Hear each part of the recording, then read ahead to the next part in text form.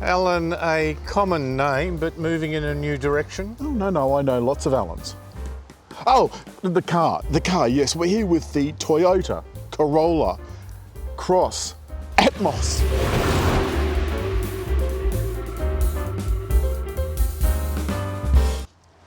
David, not only is Atmos the new nomenclature for the top branch of a Toyota tree, but this one also has several options. Now, there's a few cars in the range, and you can get A GX, a GXL, and an Atmos. right, and they've also got a couple of drivetrains. They've got. A two-wheel drive hybrid, and a four-wheel drive hybrid. Tell me the price. It starts at about $34,000. You add 2.5 for hybrid, you add 3,000 for the GXL, and you add 6,800 to go up to the Atmos. And is that for the two-wheel petrol? What it means is that the top of the range Atmos is about $50,000 plus on road. Plus on roads, and the top of the range Atmos is the 2-litre hybrid with all-wheel drive. And I don't know why on earth they've done this, but the all-wheel drive models have multi-link rear suspension, and the two-wheel drive, the front-wheel drive versions have torsion beam rear end, which I am not fussed on. They go bouncy in corners. Well, the all-wheel drive version is putting an electric motor in the back. Very small one, but here's the thing, you can't add the power, which is 30 kilowatts, I think. Yeah, for the electric engine, yes. At the back, yeah. Motor, yep. You can't just add that to the hybrid system at the front and get a total power thing. No, that's not how it works. The total power, though, is 146. Correct, for but the that's hybrid. whether it's two-wheel or all-wheel drive. Okay, Yes. but as long as it's both hybrid. Yes. Yeah, but if it's now the- non-hybrid, it's 126. Correct. Now the reason for that is the way and the RAV4 works the same way, so does Yaris Cross, that it's there for the way it shuffles power around. So you've got 100% of power, which is 146 kilowatts. The electric system shuffles power from the front to the back wheels, but only the electric power. Right, yes. Now, That's so close. the only thing connecting the front wheels to the back wheels is a cable. Correct. Oh, and a bit of car. Because it Otherwise, you'd fall be apart. Yeah. like a trapeze. David, what do you think of the looks? Look, it's got a little bit of black, chromey sort of effect.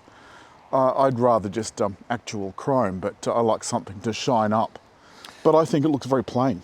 Well, it's got a strong grille, but you look at where they're putting a lot of angles and creases, and this is fairly simplistic.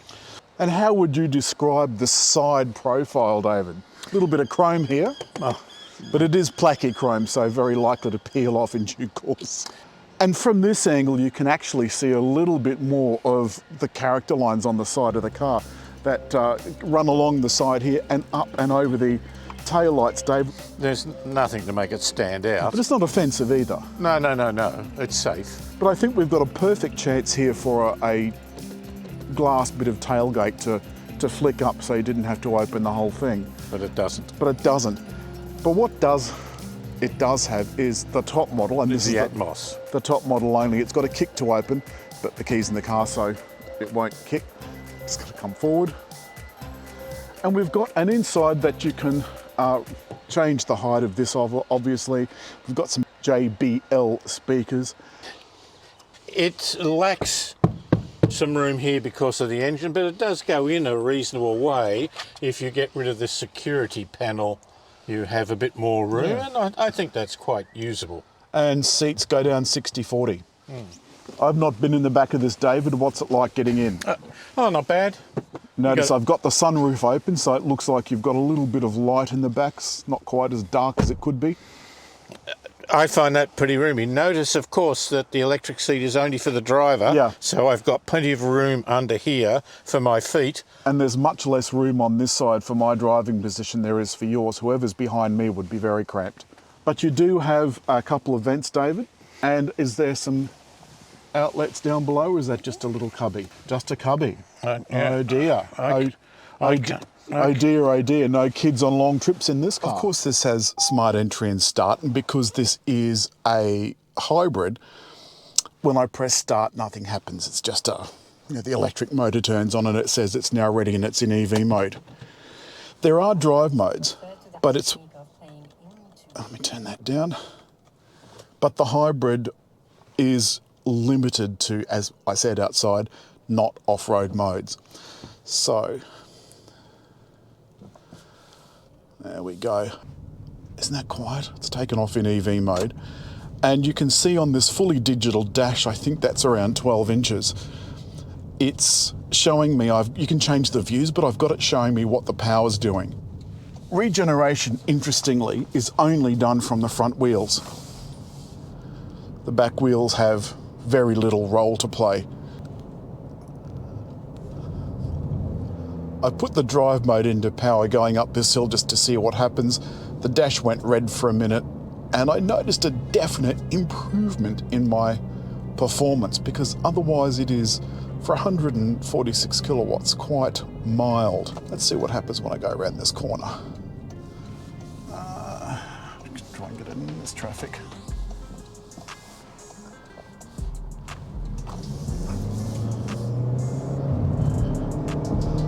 That's reasonably nippy. And I notice also that the graphic is showing me that the power is also going to the back wheels.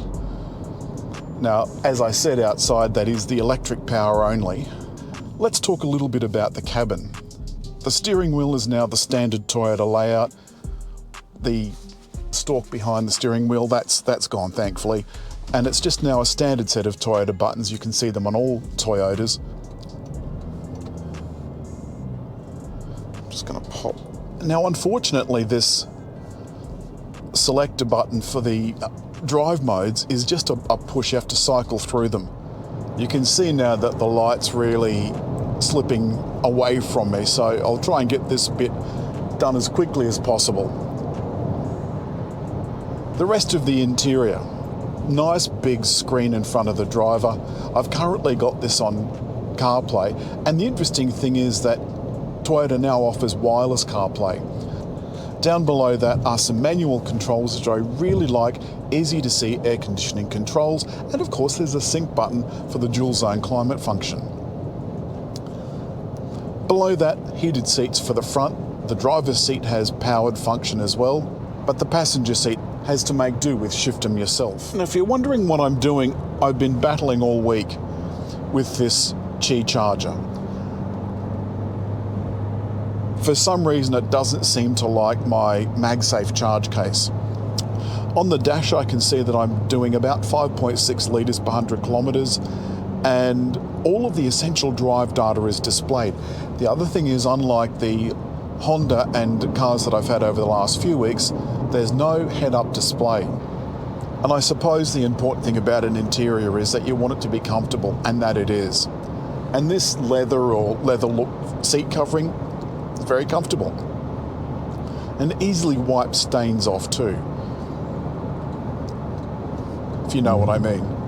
On the highway, the auto function for the steering and the speed control and the distance control has been activated, and I'm humming along fairly nicely.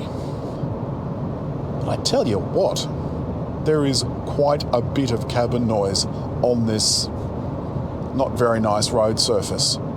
The ride is nice and comfortable. It's not too hard, not too soft. You can see the light really has failed now. So let's just have a quick go through the bends before there's no light whatsoever. Interestingly, there's been a little bit of light rain, and you can see on my graphic that the